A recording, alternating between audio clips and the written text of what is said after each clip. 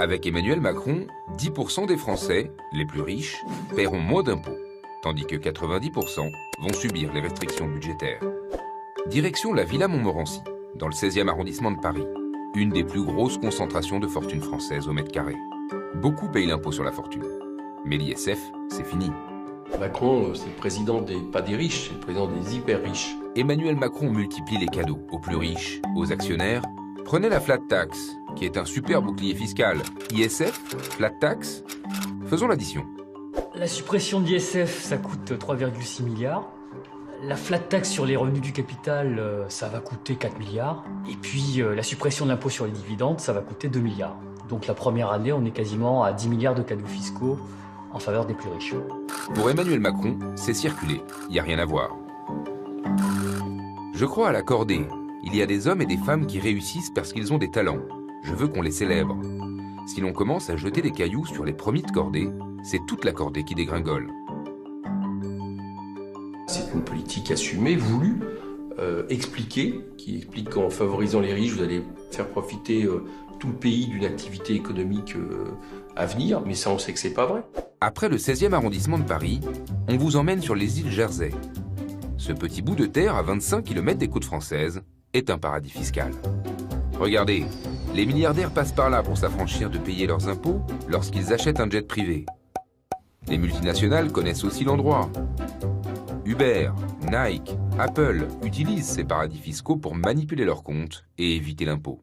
En gros, on estime que la fraude fiscale, c'est un coût de 80 milliards. L'optimisation, c'est 20 milliards en France. Ça fait 100 milliards. C'est le double de ce que nous coûte la dette chaque année. Voilà l'ampleur du problème. Pour la France insoumise, l'optimisation fiscale, c'est de l'évasion fiscale.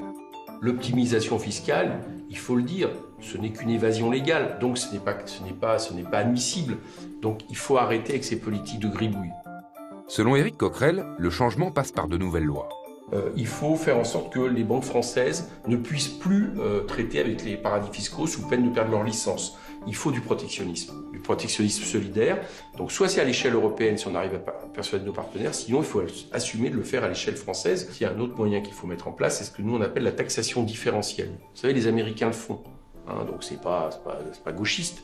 Ça consiste à faire en sorte que quelqu'un qui part à l'étranger paye la différence d'impôt entre ce qu'il paierait en France et ce qu'il paye à l'étranger, de façon justement à repérer ceux qui partent pour optimiser et ceux qui partent de manière normale parce qu'ils ont envie d'aller travailler à l'étranger. Pour financer sa politique en faveur de cette minorité de riches, Emmanuel Macron prend dans la poche du peuple des classes modestes et moyennes. Je ne sais pas si M. Emmanuel Macron se soucie des gens, des pauvres, des classes moyennes. Je pense qu'il se soucie des riches. Toute sa politique va avoir un impact sur les classes moyennes. Déjà, tout simplement, la hausse de 1,7% de CSG, l'annulation du tiers payant. Là, pour les classes moyennes, c'est important. L'APL, parce que certaines classes moyennes touchent l'APL. Et sans parler de la casse des services publics, ça, c'est très important. La France insoumise propose une autre politique fiscale avec une répartition plus juste et adaptée de l'impôt. Résultat ? Une baisse des impôts pour 91% des Français, une hausse pour les plus fortunés. Et enfin, la taxation des revenus boursiers, au même niveau que le travail.